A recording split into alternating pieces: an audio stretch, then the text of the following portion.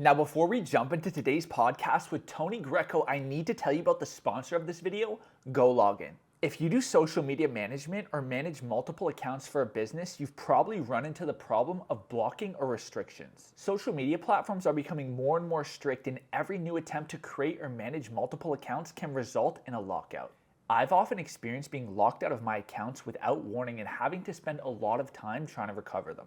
This not only slows me down, but runs the risk of me losing important data or contacts. Constantly switching between accounts also just takes so much time, which reduces my productivity and doesn't allow me to focus on strategic tasks. But there's a solution, the gologin service. It's a secure platform for managing all your accounts. A unique digital profile for each account, so forget about the band. Secure cloud storage under lock and key. Digital footprint control through the customization of over 50 settings. And centralized access allocation for your team. Try it for free with my link in the description and solve all your multiple account problems once and for all. Tony Greco, welcome to the podcast. Thanks for having me, buddy. Thank you so much for being on. You've been a massive part of my journey, which we'll get into. But before we jump into that, please tell the people who you are, what you do, and why you do it. Well, thanks for everything there, by the way, Hayden. So Tony Greco, fitness specialist. I transform bodies, uplift spirits, and strengthen mind. And I just happen to be doing that through exercise and movement. I see the way people adapt to it, and I see the shift in the mind, the shift in their spirit, and the way they feel. And why I do it is because I see that overall people fight challenge on a regular basis of obstacles that hinder their positive growth. So I tried to teach them the discipline to persevere through that. So that way, whatever discipline it takes, I know that they'll get there, and then they'll share that progress with others. I love that. So the way we met was really interesting. You were actually very foundational in the beginning of my journey. Mm-hmm. I had just started in the digital marketing space, and I had no aspirations to start my own company. But after meeting you and having a couple discussions with you, I decided to start my own company, and you actually helped me get my first few clients. Right. I'm curious, why did you do that when you were someone who had built a business over multiple years, had lots of things going on in their life? Why did you take time out of your day to help someone like me? Well, I saw the drive in you. I saw the dedication. I mean, I've seen a lot of people, and I think it comes back to my martial arts days, because as a martial arts teacher, teaching the discipline, you could see, the students, and you could see what kind of students they are. For instance, I used to rate my students A, Bs, and Cs. And it was very easy to uplift an A person because he would line up in front of the class, ready to go. You could just see that. The B students would kind of slowly trigger in the third or fourth row, and then the C student would be at the back. So, as a teacher and as an instructor, it was that if I can make a C an A, then you're really good. And that doesn't happen too often. But when I saw you were an A student. I said, I mean, this guy's got the drive, he's got the dedication, he's got the energy. There was a certain energy and, and the creativity that you have. And I said, you got to be doing this, because you had all those three things that I look for. And that's the acknowledgement, the acceptance, and the adjust. And you could do that, right? That 3A rule, you're like, okay, bang, this guy's going to get it. He nails it. And it's good. It makes me feel good, because, at the end of the day, the more you can uplift people, the better it is. I believe that, you shouldn't throw a negative comment out there. I think if you do that, it sucks the life out of you. So really, it's like rebounding. It's like giving you a shot in the face, right? So it's like, man, this guy's he's going to be great at his craft. You got all the potential. And I'm going to uplift you because it's a good feeling, and it just brings more enthusiasm, more energy, I think, to my soul as well. Yeah, it's really interesting because I've seen you do that with me, but I've also seen you do that with other people at the start of their journey and really help them with that trajectory. And I think it's a beautiful thing. Yeah, thank you. One thing that's really interesting about you too is you started off with one gym and you scaled it to many gyms. As we see lots of gym owners stick with one and they can't get past to 2, 3, 4, 5, 6, up to the level that you got. What was the reason that you were able to take it from one to many? I think looking at it, that's a great question. And you know what? I could give you a better answer now, because if you would have asked me that years ago, I probably wouldn't have been able to really answer it. But now I could because number one is that everybody has to win. There's, like I say, there's no I in team, but there's I in win, and everybody has to win, meaning that these owner operators of these gyms, they go out every day and they work their butt off. They try to make ends meet, and if they don't win, then there's no incentive, and they don't see any progress, which doesn't create a lot of interest. So one of the things I kept in mind was that everybody has to eat, right? And when we opened up these gyms, we franchised them. We only did that after I opened up 3 on my own. So I knew the sacrifice that it took to get that level of that business at a certain level, okay? And I say I never stop anybody from growing, because if they can go through those thresholds and those obstacles, then you know what? Then they deserve it. So what we did is, after my business partner, Paulo Fjorn, that started a business with me, after we opened up 3, we said, okay, you know what? If people want to open up these gyms, this is amount X. If they reach amount X, then they keep the rest. So it gave the owner operators an incentive. So that was really important, is making sure that, you work hard, you want to get rewarded. Because at the end of the day, yeah, we all have drive, but let's face it, if we keep hitting that wall, eventually we're like, okay, forget about this stuff. I'm going to take another direction. And they'll leave the business, they'll sell it, whatever the case may be. So you got to teach the people that are in that business to love the business. Yeah. Okay, so the love was there. Then, because the love was there, the effort was there. The effort of going in there, making sure that your place, not my place, even though my name was on the door, but it was really their place. So they felt like they had the ownership, which was theirs. So making sure that they get rewarded. And then my job was just to kind of monitor them and keep them uplifted. Okay, and I think that was the reason why we were very successful, because most brands don't last more than 10 years. And we saw that when I sold my brand. I mean, like, after 3 years, you don't see any locations around Ottawa. I mean, we saw you today on Elgin Street. We used to have 14 locations. We don't see any now. And it's like, okay, what happened? Even to this day.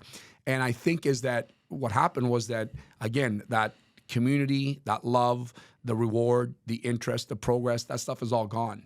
And that's why it crumbled, because my franchises were all individually owned. They only paid a set fee of royalties. So that way, the more you make, the more you take. And I only instilled that because I knew how hard it was to get to that level. Yeah. So it's like, man, if you go beyond that, you deserve it. Yeah. Because to me, that's like, you're working way harder than me. And it's like, here, you take it. You've had an experience that a lot of entrepreneurs wish to one day have, which is to exit a business and have the cash hit the bank account. Mm-hmm. I got 2 questions. How did it feel when the cash hit the bank? And number 2, what kept you going? Because you've now reinvented yourself and your brand into a whole nother beast, took on all these new challenges, and the fire in you is so deep. So what keeps you going after that? So to the first question, the cash, you know what? It's crazy that you actually asked that question, okay? Because that was kind of, at the time when we were selling the brand, that was kind of the incentive. It's like, hey man, we're gonna get this cash, and this is it, right? And so you're thinking, and you're making that cash rule you. But that was just a tool, and gave me a little taste of it. Because what happened was, once I got the cash, then 6 months, I was just kind of bored, right? Like, I'm like, meeting people to have a coffee and, calling these friends of ours, hey, you done work yet? Like, it was just bored. It wasn't really me. And it was weird. Like, it was just weird, because you didn't think of that. Like, you didn't think of the afterthought, right? You just thought of, okay, well, guess what? We have our brand, we're going to sell it, we're going to make some good money. And then now what, right?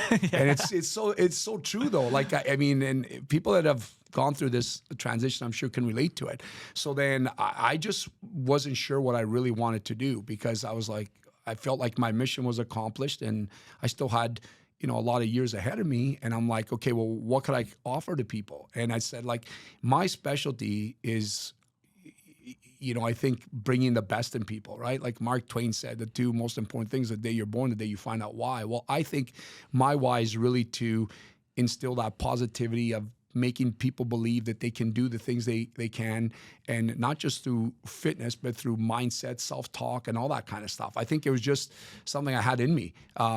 So what I did is a good friend of mine, Claude Giroux, is a hockey player for the Ottawa Senators, said, look, you know what, like you should, I'll introduce you to some of my buddies. One guy's a strength and conditioning guy. The other guy's a doctor. And it was like, wow, this is great. So I started to explore some of the stuff they were teaching. And I was really intrigued by it because all along up to this point where I sold my brand, I was taught a certain way to train athletes and train mainstream clients. So then all of a sudden I got hooked up with this guy by the name of Cal Dietz of the University of Minnesota. He's a 22 veteran strength coach, an amazing mentor of mine. And then Dr. Ben Peterson, another mentor, which is the guy that kind of measures all the data and sees the physiology of movement patterns and how, muscle growth and all this kind of stuff, right? So I'm like, holy geez, this is amazing. So I totally did a 360 change. I said, you know what? I love this. I love the stuff that is measured. I love the stuff that is tested. I'm going to take the data and I'm going to create my own program. So I came up with TG Athletics, and now people have been adapting to it. I see athletes going to the next level. I've had first-round picks back-to-back every year. This year we had Dean Letourneau, who was a first-round pick to the Boston Bruins. I had my guy Henry Muse, who was like a third-round pick to Calgary Flames. The year before that was Brant Clark to the LA Kings. The year before that was Jack Quinn to Buffalo Sabres. So I was like, wow, this is crazy. Why can you produce athletes that perform at their highest and go first round in the draft? I think I bring the best out of them. I think it's not the physical training. It's making them believe that they can do it. I give them a lot of daily disciplines to practice. Like I just had my 14-year-old that are going to be kind of projected to go high in the OHL draft this year. I give them vision boards. I say, you need to have it. I have them on my phone. They send me pictures. I say, set your goals. It just gives you a direction, because a lot of people set goals, but they don't accomplish them. But I think if you write things down, you see them. That's one thing I do. I uplift them all the time where like I get them to change their dialogue of saying, hey, I can do this. I can see myself do this. I remember back in the day when I had Claude Giroux when he was like 15 years old. I'm like, you're better than Sidney Crosby. Like, he's like, stop saying that. I'm like, no, you got to believe that. Like, it was like, it took a while to instill the change of thoughts and change of direction that was going through people's mind. And I think that happens every day. I think we're brought up into a world where maybe from childhood where you're taught that you can't do stuff, or you gotta have like you're gonna fear stuff, like you're gonna fail, you're gonna suck, you're gonna do all that kind of stuff, right? I think it's instilled in people's brain because if from birth, or I'd say from 3 to 7 years of age, where you start to explore stuff, if you can have this wide picture of like having whatever it is that you wish for, your dynamics of thought patterns are just totally going to change. And I've tried to do my best to instill that in my two girls. It's like, hey, you know what? Like, there's nothing wrong with doing whatever you're doing. Like, I don't communicate like the way my parents used to do. It's like, oh, be careful, don't do this. Oh, be careful when you go out tonight. And it's like that. Those are all little like, boo, right? Yeah. And I think it carries through that your DNA as you grow up, and that's what kind of stops people. So, I mean, it's tough to pinpoint those things, but I see that in athletes. And if you can get them to change their thinking patterns and then believing it and putting actions through it, then they start to get a little bit of confidence, which creates more and more interest. Dean Letourneau was a prime example. This guy here, I mean, grew because he's like 6'6", right? So he grew very rapidly, but he adapted into his body, speed, strength on the ice. So, I mean, he's going to be someone to watch out for in the future. So it seems like with you help them in the gym, but you also help them a lot outside of the gym. I'm sure a lot of your guys work very hard in the gym. I want you to tell the story of the player who works the hardest outside of the gym. Well, I have a few, but I have to say one that's stuck with me is Mike Fisher, who used to play for Nashville, and the one that is my main guy is Claude Giroux. I mean, this guy's 38 years old. He racks up the points every year. You know how fast this game of hockey is right now. You got 19, 20-year-old kids coming to the league, full speed, full throttle. He's keeping up with them, and he's able to, the main thing is prevent a lot of injuries. Touch wood, he's been great. So he actually works hard outside of the gym because he's a dad. He's works on the mental aspect of his game. He does all the extra activity, meaning the long runs, the sprints, the shooting pucks, doing drills, and it's an ongoing chore of daily exercise and daily habits that he has to fulfill.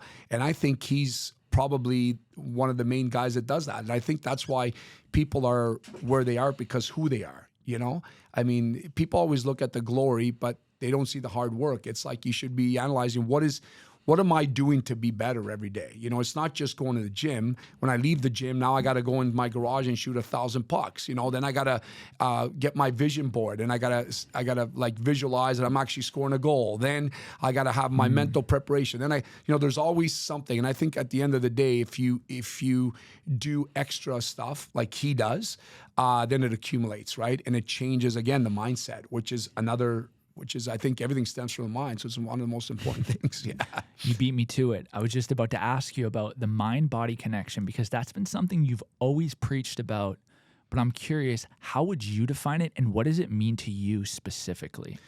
Well, I think the mind is, and I know some people might not agree with me, but it's like, but I'm only sharing experiences, right? So it's like people can say what they want to say, but it's like, just to give you a prime example, like people say, oh, I feel a little bit under the weather today, right? And then all of a sudden, they're thinking that and they friggin' get sick, right? Yep. Like I've seen it. And I'm only saying because I've felt that too. Yeah, I have, but I just changed the way I think. I'm like, I don't give a shit. I'm going to get better in like an hour because I'm going to do whatever, a weight workout, or I'm going to go for a walk. And then all of a sudden I feel better. So I truly believe that the mind is a tool. It's like a database, like a computer, that every day if you input great data, it spits out good data out. If you input bad data, then when you ask it to output, it's going to be negative data. So it's what you're thinking, you're feeling. Right? And now people are like, oh, come on, they're listening to this, but you're in control of that. You can only change the way you think. And I think even through your DNA process, like there's a process called epigenetics. Just as much as you could think yourself sick, you could think of yourself becoming healthy. I really believe that, through your whole DNA, you could actually fulfill that. I've seen it, right? I've seen people just, go through that kind of stuff and share it. For the average listener who's just living an average day, what would you say is the quickest fix from a thinking standpoint that would make the biggest impact in their life? So what is the most general thing that people do? Maybe it is thinking about being sick or something else. And what would be the switch that you would recommend to them? I think communicating words in your brain. Like, for instance, if you're thinking on a thought, a negative thought, you repeat the word cancel. Let go. It's not going to affect me, right? Like words like that, because the brain will automatically erase that thought. Like, you're not going to say it. So it's like, but you say it. And this exercise can be carried even if you ever go in a meeting and you got some guy that's talking negative, and all of a sudden, you don't want to jump and challenge a bit. In your head, you're going, okay, cancel this, erase that thought, bad thought, don't want to hear it. You're not going to say this, but that's the way you should be communicating, right? Some people, and once you start to do that, it's like a muscle, right? It's like doing biceps. You can't expect to have that bicep to grow after a few sets, but if you constantly do that for a year, your bicep's going to look good. Well, if you constantly keep doing that exercise, you're going to see how fast you could deflect stuff. And that's why some people, doesn't that bother you? It's like, well, why would it bother me, right? It's not going to change my life. Is it a problem? No. Can I do something about it? No. Then why worry? You know what I mean? Yeah. So it's like, it's self-talk. Yeah. And self-talk is so important. So that's a big one, using words like that. The other thing is I find is that every morning when you start your day, I think it's important to become the most grateful with yourself because you are alive, right? I always use this line with people whenever they think they have a bad day. I say, listen, it's not a bad day. I said, 250,000 people are on their last breath. You're here sitting with me. We're having fun. Life's not that bad, buddy. Yeah. So all of a sudden, like, yeah, you're right. You're right about that. And then it's boom, changes. So getting up in the morning, taking deep breaths. I have a question about that specifically, though, because Interestingly for me, where I was about to ask you is that I have put a system in place where it's no negativity in the morning. I love it. So within the first 2 hours, I don't listen to any YouTube videos because you never know what's going to happen. Right. I don't scroll social media. My partner knows, like, if there's anything that they need to talk about, not that time, not first thing in the morning, because I find for me that allows me to get great momentum in my day.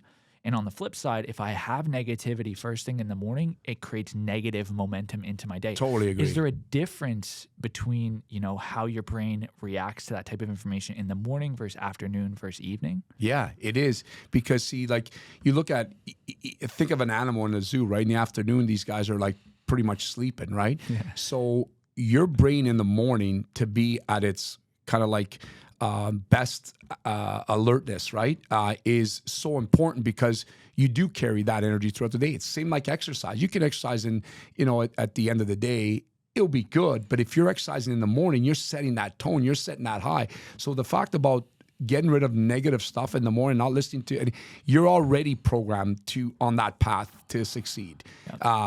Because you're there, you're live, you had a great rest, you don't have that foggy brain. And that's the other thing that's important is the rest, and even going to bed. So you're not carrying that negativity from the day. And you're not watching the news before to go to bed. You're not listening to if anything, soft music or just letting go. It's self-programming, right? Yeah. It's that data entry. Yeah. And you got to be consistent at it because I'm not saying you're going to be perfect, but you're going to be way better off than someone who's not doing that because you're going to be able to deflect it in your brain so much easier.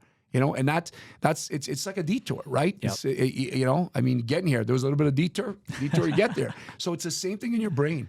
And it's a lot easier to say this, but a lot of people don't follow through with it. I've been speaking a lot about that because at the end of the day, this is not rocket science. I've seen people like Anthony Robbins. I've spoken with a lot of people that do this for a living, and I've listened to a lot of motivational tape. But let's face it, it's not rocket science. You can use the word "I" in a sentence, only you. And you're the one that's going to make that change.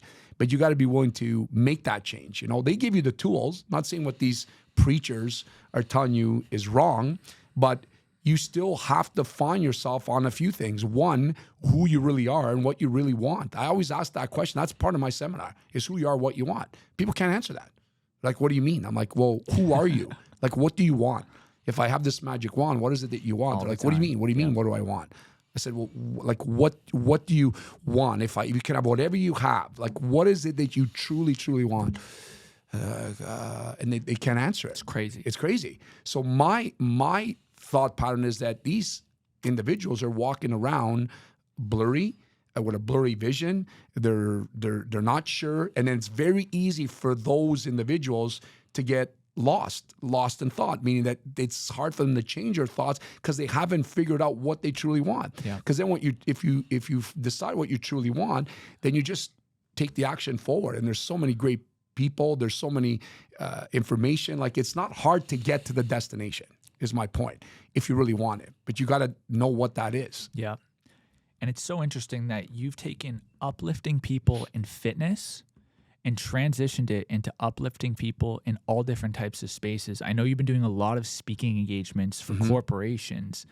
Tell me what the difference is when you're uplifting a corporate environment versus a gym environment and why you're qualified to do that. Yeah. So the gym environment is pretty easy because people that work out, I'd say, are pretty driven. I'm not saying to just work out with me. I'm saying just use exercise as a medicine, okay? Because when you exercise, you trigger, there's a science expression of neurogenesis, okay? It's the ability of your brain cells to think and regrow. So they only do that when you're moving, right? They did these huge studies with a lot of these kids where they write these international tests every year. And it's funny because the U.S. were scoring way, I think 16 or 17. It's out of Chicago, Illinois. And, the Oriental people were top 3 in science math. So these two phys ed teachers said, you know what? We're going to put these kids through some circuit training every day, every morning, 30 minutes, jumping over a hurdle, doing some burpees. So the following year, they scored third in math and I think first in science. You could research the study. But the point I'm trying to make is that the neurogenesis process of your brain cells to think and regrow only activate when you're moving. So with the gym atmosphere, if you take an athlete and you take a CEO of a corporation and you put them in a room, so the guy that exercises, he's going to be more geared to learn. Whereas the CEO will learn, but he's not going to be there as more attentive as the other guy, as the guy that's in the gym, because that's what that process does. It's like if you went to write an exam and you went to the 20 minutes of exercise, now you're in the game. Now you're ready. Okay, give it to me because you're ready for it.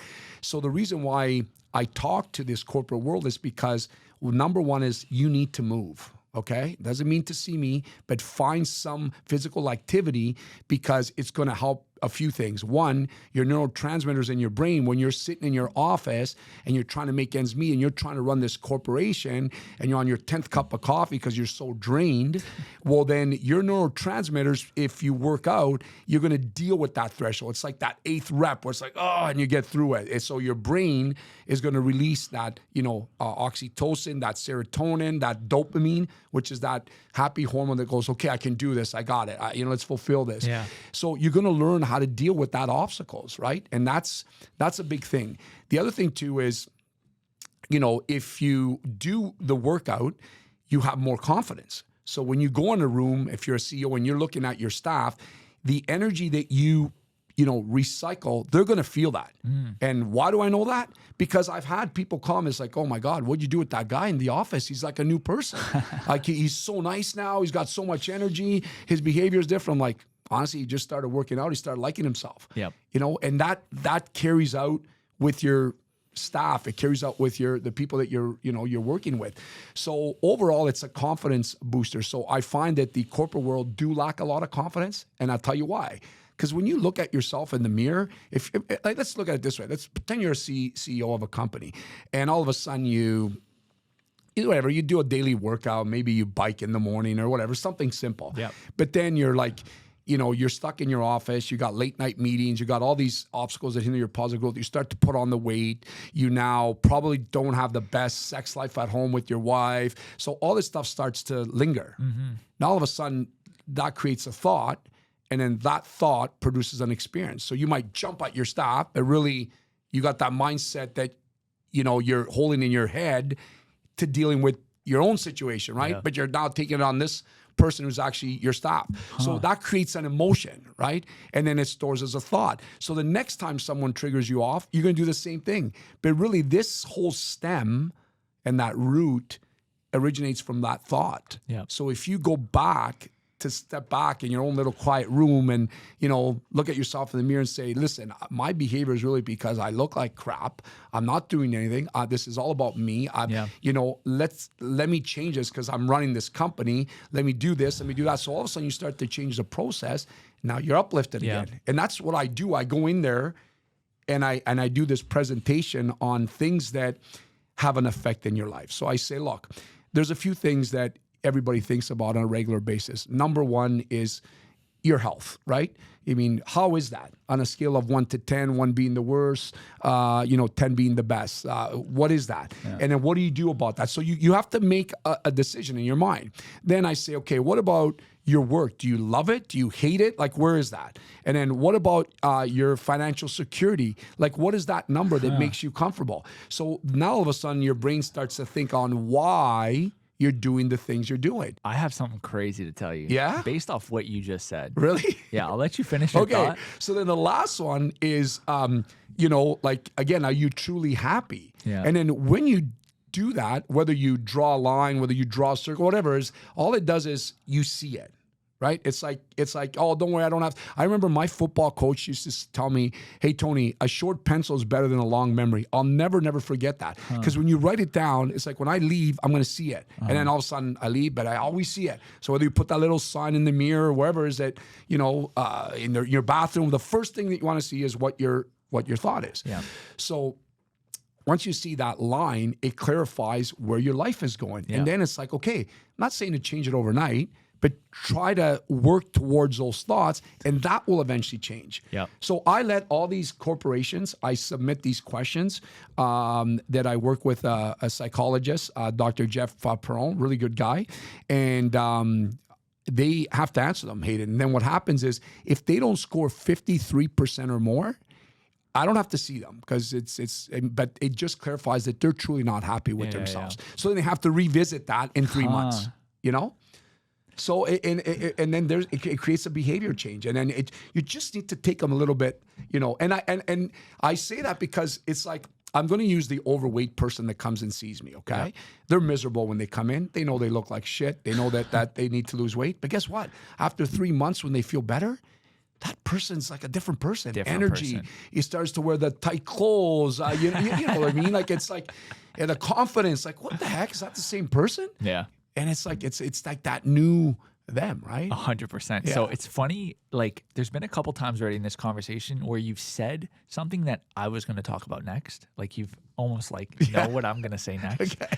But I wasn't necessarily going to say this next. But you nailed something that I do every single day, and nobody really knows about this, but every single day I rate myself on 4 metrics: how I feel about my life, how I feel about my work, how I feel about my health, and how much energy I have.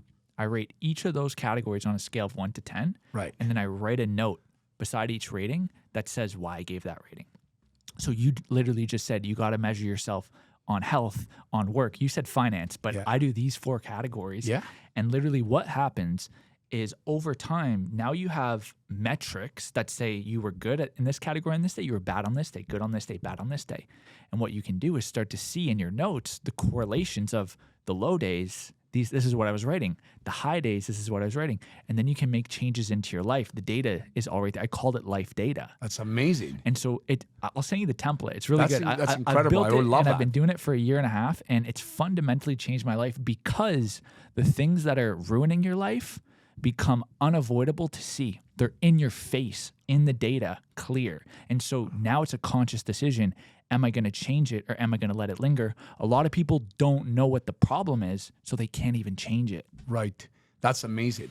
That's why every time I see you, you're always in good moods. You're happy. You're like, full of energy. Right now, I'm running on 4 hours of sleep.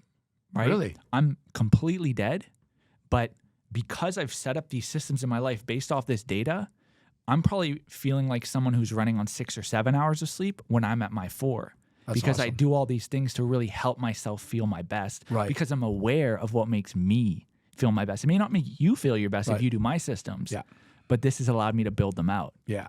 Well, that's incredible. That's amazing because see, that too, what's really neat about that is that each individual can put those values and they can measure it, like you said. So like I said, for years, I mean, like financial one was one that I added in there. But again, whatever it is, but I just love that because you're right, the measuring, the data, but it gives people a direction, you know, where I find like I never knew this until I started experiencing this. This is years and years ago, where I used to like be really more forward with this stuff, and people thought I was weird. I'm like, I'm not weird. You're weird. I'm normal because you don't know what you want. Yeah. And then I started to go really crazy because I'd go to like coffee shops. I go to like deli bars where people are ordering sandwiches. I'm like, man, look at all these people. They're lost in thoughts. You can see it. They're not there. I just know just from like, just practicing the exercises, right? And then I said, you know what, I gotta start helping some of these people. And that's what made me get into it. Because I really didn't believe, because I was one of those guys that ignored all those things too, right? Like, whatever, you just go on and you just do your regular routine. I guess you gotta get up in the morning, go to work, eventually get married, have kids, get a career. Like, it was just like, is this what, I guess following a program. You just follow. And then I was like, I don't want to be a sheep, Yeah. Like, so, anyway, so now I'm preaching that. So I wanted to switch gears a little bit because I know you've been someone that has always believed heavily in marketing. I know you've told me stories from the early Greco days. I know you've even said stuff like 20% of what you make has to go back into marketing. So as you grow, that marketing budget grows and you go bigger.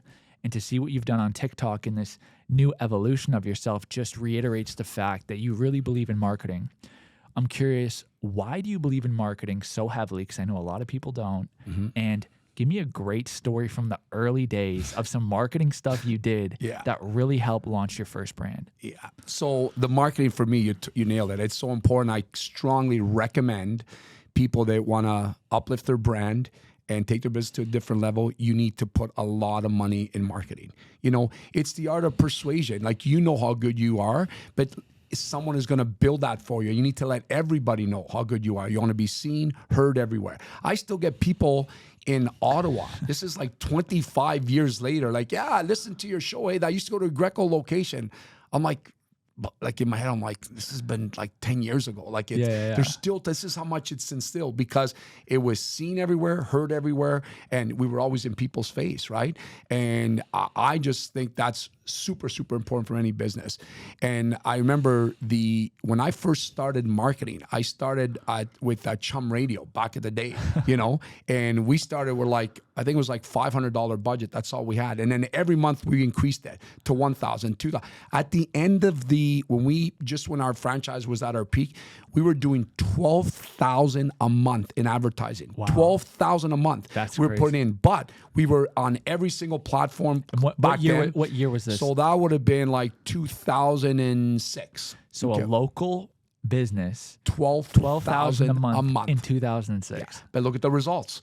Everybody wanted to be part of it. We were on CFRA. We were on a TSN 1200. We were in the morning show. We were like, it was like ads during, it was just, it's like, I remember people used to call us the media whores, right? Because they were just seeing us everywhere. But you know what? It's like, it gave people an instant thought. You know, you want fitness, go to Greco Fitness, you know, and it worked. And that's why I'm a big believer. And I see it like even now with my new brand. Like, I was on a few podcasts. I was just on the other day with a strength and conditioning coach in the States. And he's like, Tony, people know you here. Because now it's social media is obviously the world, right? So imagine I would have back then did that kind of money and put it in the social media out there, like where the brand would be, right? And that's why I'm a true believer, because you're talking to the world. Yeah. Like, would you not want that exposure? I never knew, you know, how many people would see this in the States. I'm doing like virtual training, you know, with people out of like Minnesota, Philadelphia, Ohio. I was like, who would have thought that? That's all the marketing. And you know, I mean, guys like yourself that do the measuring is even more better than, you know, anything else, because at least you could see what kind of volume you're bringing some of these businesses. So like, that's huge. I remember, funny that you say Minnesota once again, saying stuff that just pulls stories out of me. Yeah. When we launched our second brand, Modern Marketing, we posted 4 TikToks a day for the first 2 months, 8 weeks. Right. On the 5th week, I went to Minnesota for a conference. And I remember on the first day, somebody looked at me and goes, hey, I love Modern Marketing. We'd launched that brand 5 weeks prior. Wow.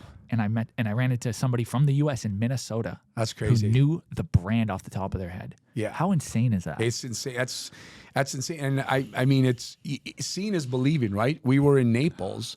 My buddy has a place there. We went on the beach. There was a family. One guy's the next player. And he's like, hey, are you like the guy from TikTok?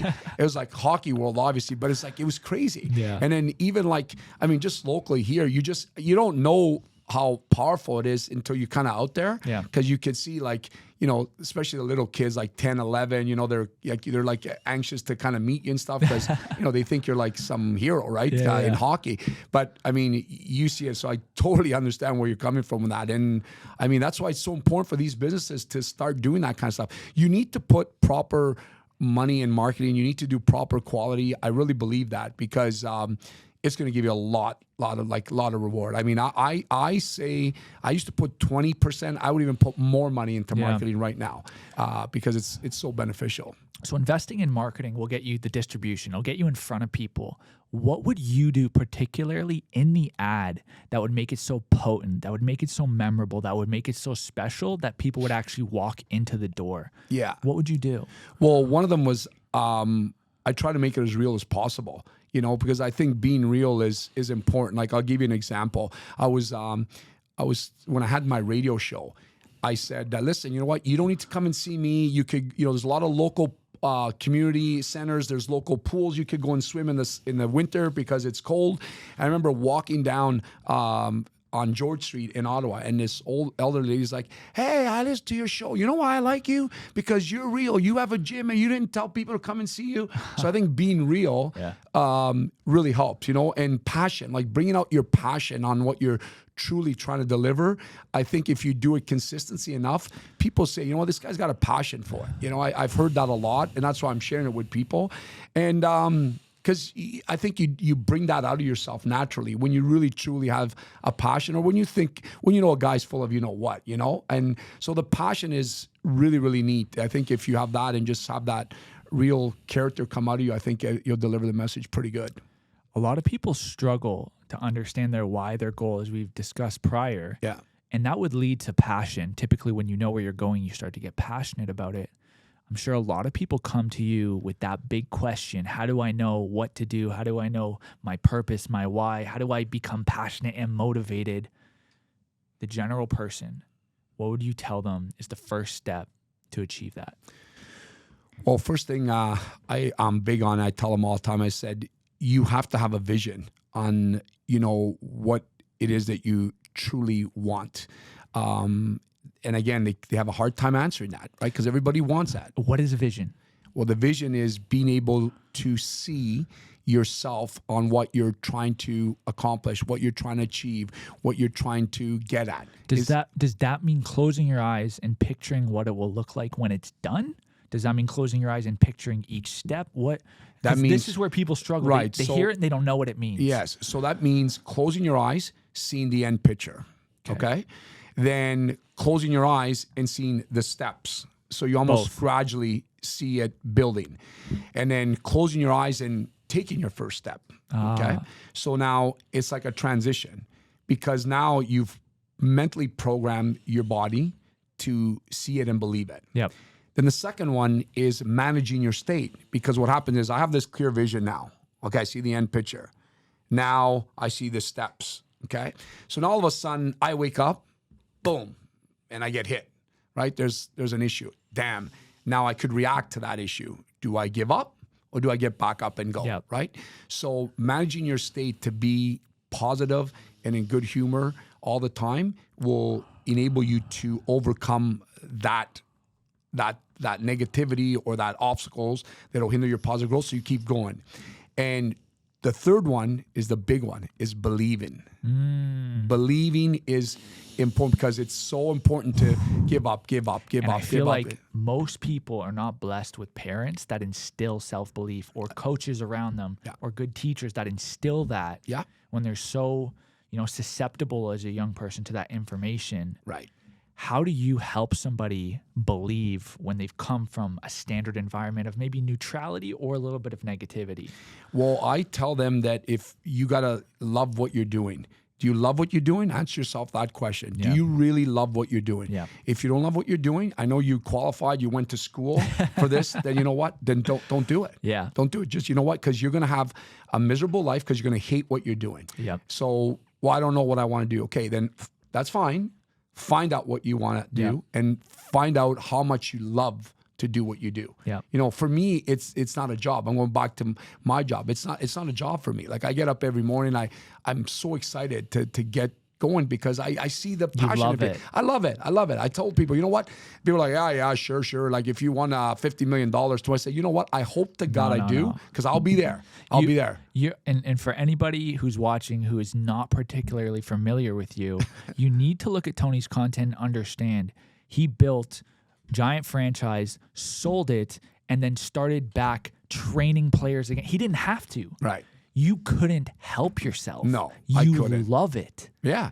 And that's why I'm such a big believer of loving what you do, and then you'll do really well at it. Because if you don't, you're gonna find so many little, fingers to point out why you hate stuff, because you hate it. You don't like it. You don't like getting up in the morning. I mean, who would want that, right? So what is it that you truly love? And then when you do that, then you'll really achieve what you truly want. This is my last question for you. Along the lines of, what do you truly want? When it's all said and done for you, what would you like people to say about you? What is that goal that you want to achieve when it's all done, that grand vision? Yeah, I think for me, at the end, kind of want to be that guy, knowing that, hey, you know what? He transformed people's bodies. He uplifted people's spirit. He really strengthened the mind. He was a guy that strengthened minds, and he really believed that physical fitness was the new medicine. And yeah, because at the end, it's going to be all memories. You know, he made athletes achieve their goal and just help people, because at the end, they're just memories. And I think, you know, same people you see on the way up, you see on the way down, right? It doesn't matter who you are, what you do. So you're either going to be a guy that they remember or a guy they don't remember. Because it's funny, these discussions come up a lot. Because I mean, when you're gone, it's like, you know what? Like, if you're a good guy, people remember you for a week, and then it's like, people don't even care, you know? But if you're that guy that helps, then you got that legacy. And I think the legacy is so important, because I think the spirit will always follow through, and hopefully, you know, change the way people think, and then you could just carry on. Because if you can do that, then I've fulfilled my job. Well, I think your legacy is going to be incredible. Thank and one you. thing I love about you is you embody the words you speak. You just don't say them. You actually go and live them.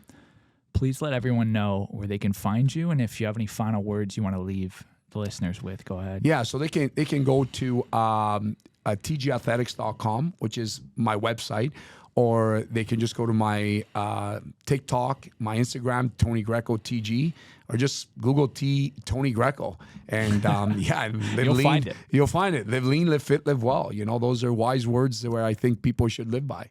And if they want to book you for a corporate speaking opportunity, just your website? Is that They the can best go. place? They can email training@tgathletics.com, and I've been doing a lot of them. So I'd love to kind of uplift people's staff if they need it, and I like those exercises. So I'm going to be asking for them for you, because those are Send you the really template. cool. Yeah, Tony, love it. thank you so much. I Always a appreciate it. pleasure. Always a pleasure. Thanks.